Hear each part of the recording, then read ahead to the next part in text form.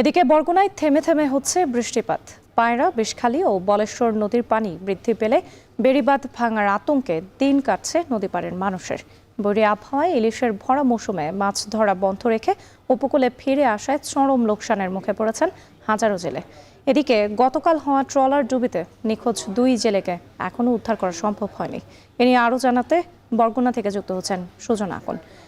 সুজন, থেমে থেমে বৃষ্টি হচ্ছে এবং টানা বৃষ্টিতে নদীর পানি আসলে কতটুকু বেড়েছে? একই সাথে জানতে চাই, গতকাল ট্রলার ডুবিতে 2 জেলে নিখোঁজ হয়েছেন, তাদের এখন পর্যন্ত উদ্ধার করা সম্ভব হয়েছে কিনা? রাত্রি আসলে বরগুনার আবহাওয়া পরিস্থিতি এখন অনেকটাই থমথমে অবস্থা বিরাজ করছে এবং গতকাল রাত থেকেই কিন্তু একটানা মুষলধারে বৃষ্টি হচ্ছে এবং আমরা সকালেও কিন্তু দেখতে পেয়েছি বেশ বাতাসের বেগও কিন্তু অনেকটাই বেশি এবং বেলা বাড়ার সঙ্গে সঙ্গে কিন্তু সেই বাতাসের চাপ এবং বৃষ্টির পরিমাণ অনেকটাই কমে গিয়েছে।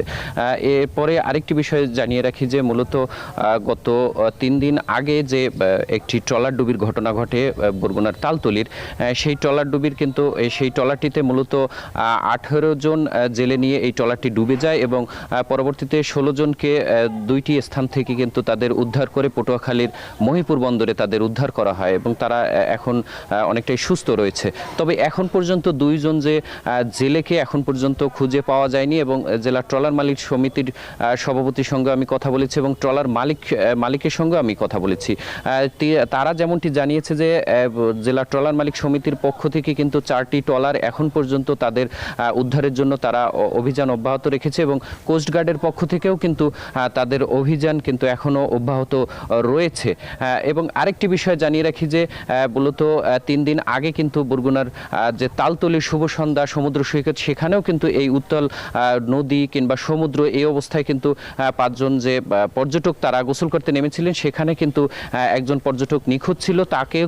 তারও কিন্তু এই 3 দিন পরে তার মৃতদেহ আজকে সকালে কিন্তু সেই শুভ সন্ধ্যা সমুদ্র সৈকত থেকেই তার মৃতদেহটি উদ্ধার করা হয়েছে। অন্য আরেকটি বিষয় জানিয়ে রাখি যে বরগুনা মূলত যে কোনো বৈরী আবহাওয়া কিংবা জলোচ্ছ্বাস বন্যার কারণে কিন্তু তারা কিন্তু বেশ আতঙ্কিত থাকে, অর্থাৎ পায়রা, বিষখালী এবং বলেশ্বর এই 3 নদীর যেসব বেড়িবাঁধ রয়েছে সেই বেড়িবাঁধের পাশাপাশি যেসব মানুষগুলো বসবাস করে, অর্থাৎ এই বেড়িবাঁধের বাইরেও কিন্তু অনেক মানুষ বসবাস করে, তারা কিন্তু বেশ চিন্তিত থাকে এই বন্যার কারণে। পানি উন্নয়ন বোর্ড জানিয়েছে যে বরগুনা জেলায় কিন্তু 805 কিলোমিটার বেড়িবাঁধ রয়েছে, এর মধ্যে কিন্তু 44 কিলোমিটার ভাঙন প্রবণ এবং অতি ঝুঁকিপূর্ণ বেড়িবাঁধ রয়েছে 14 কিলোমিটার। এসব বেড়িবাঁধ কিন্তু যে কোনো বন্যা কিংবা স্বাভাবিক জোয়ারের থেকে 4 থেকে 5 কিলোমিটার ফুট পানি বৃদ্ধি পেলেই কিন্তু এসব বেড়িবাঁধ ভেঙে কিন্তু লোকালয়ে পানি ঢুকে জানমালের ব্যাপক ক্ষতি হয়। তো এই ছিল আমার কাছে বরগুনা থেকে সব শেষ।